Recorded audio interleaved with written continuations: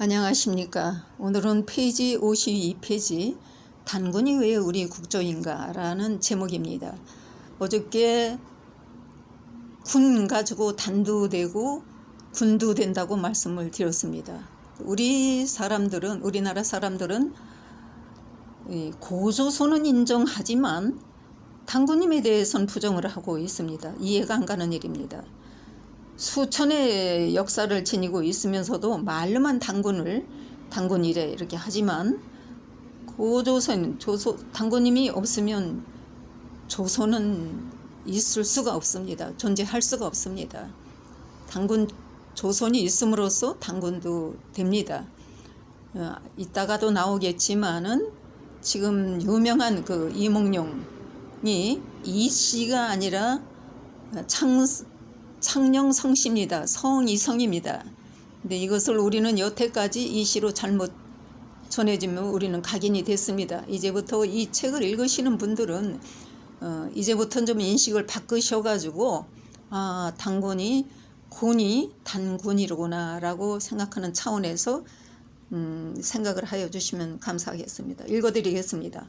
단군이 왜 우리 시조인가를 놓고 토론을 한다면 각자의 성씨 시조도 누구에서부터 어째서인지를 알아내어 일일이 밝혀내는 일과 같은 것이라고 생각합니다. 지금 우리 민족이 지니고 있는 민족의 시조에 대한 관념이 심각할 정도로 혼돈의 시대에 와 있다고 할 수 있습니다. 어떤 이는 우리 시조가 복희라 하고 어떤 이는 마고라 하고 제일 심각한 것은 환웅입니다. 어떤 환웅이 단군을 낳았는지는입니다.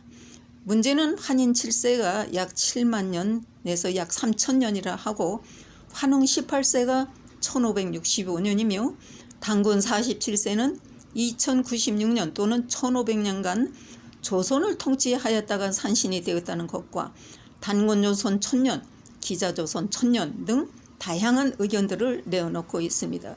여기서 단군을 낳았다는 환웅 18세 중 어떤 환웅이 단군을 낳았는지, 첫 번째 환웅인지 마지막 환웅인지 단군을 낳았는지는 아무도 밝히지 못하고 있습니다.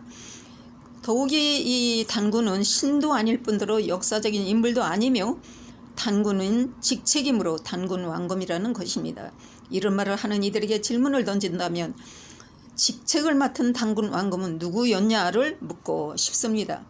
청동기 시대는 단군조선 시대였으며 최초의 국가 단계와 밀접한 관계가 있다는 것은 국민 대다수가 인식하고 있다고 생각합니다.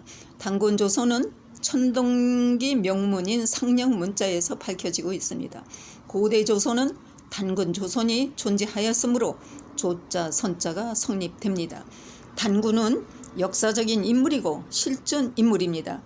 검은 형벌을 다스리는 직책입니다. 그래서 왕검 하셨죠. 동아시아의 고대 역사는 사망오제에서부터 역사 단계가 이루어졌으며 사망오제들은 황화를 끼고 산동국부 중원지역 남과 북을 무대로 활동하였습니다. 다만 당시 명칭과 시대적인 변화에 따라 중국의 헌원 황제 위주로 잘못 기록되었고 왜곡되었기 때문에 고대 조선사는 찾지를 못하고 있었던 것입니다. 역사의 혼돈 시대에 우리는 자신들이 인식을 전환시킬 필요가 있습니다. 조선시대 유명한 춘향전에 등장하는 이몽룡은 경북봉화군 소재 창녕성씨 성이성을 모두 이씨로 잘못 전해져 각인되어 왔듯이 5천여 년 동안 잘못 인식되어 왔던 단군에 대해서도 새로운 인식 전환이 필요한 시점에 와 있다고 생각합니다. 2번입니다. 동방의 지국의 뿌리 시조는 염제 신농씨부터 여기도 읽어드리겠습니다. 페이지 53페이지입니다. 청동기 명문으로 밝혀지는 사망오제 중 신농씨는 우리 선생님이다. 김재섭 선생님과 군문신고 역학자 홍천표의 상고사 연대표를 내놨습니다. 이 상고사 연대표에서 본다면 상원갑자 제1대가 BC 2517년에서 BC 2475년 43년간의 제휴가 간에 있다가 황제 헌원의 아들 제소 김철씨입니다. 이게 이제 BC 2474년에서 2468년 7년 동안 제휴를 합니다. 그렇게 나와 있습니다. 황제 헌원 집안으로 장가를 가고 황제 헌원은 신농시 누이와 결혼을 하였으며 신농시의 첫째 아들 주씨, 이 지금 기독교에서 말하는 이 주씨입니다. 이 주씨에서 최초의 인자가 나옵니다. 이 황제의 딸 항아는 월씨입니다. 결혼을 하면서 1월이 되어 밝은 명자가 나오며 신농시 손자가 되는 주씨 아들 고양씨입니다. 유명하죠? 이 고양씨가 2467년, 2421년 47년간의 제의 최초에서 여기서부터 천자가 나옵니다. 그래서 항아의 딸 상아, 이 상아가 공과 옥녀하는데 옥녀입니다. 바로 이 상아가 결혼을 하는데 대부분 역사서는 사망오제 중 전후 고양씨는 황제계의 손자로 되어 있고 고양씨는 단군 곤의 아버지로 기재되어 있지만 단군 곤은 고양씨가 친부모가 아닙니다. 고양씨 계의 아버지 항렬인 셋째 집안에서 제사장을 역할을 담당했습니다. 이 당시 제사장은 왕의 위치에 버금가는 직책으로 황제 헌원의 손자가 되고 제국 고신씨 제4대가 됩니다. 2420년 BC 2366년 55년 동안 제의를 합니다. 아들과 단군 곤의 딸 사이에 태어난 단군 곤의 손자뻘이 됩니다. 제지입니다. 제5대가 되죠. BC 2365년에서 2358년 제8년 합니다. 시대에 재상 또는 대감의 직책을 맡아 백성들이 법을 관정하는 치화 시대를 다뤘던 것입니다. 이 대감의 감자는 왕검의 검자도 되고 관세마는 보일 관자도 되며 지금 우리 사회에서 죄수들의 형벌을 다스리는 감옥의 감자입니다.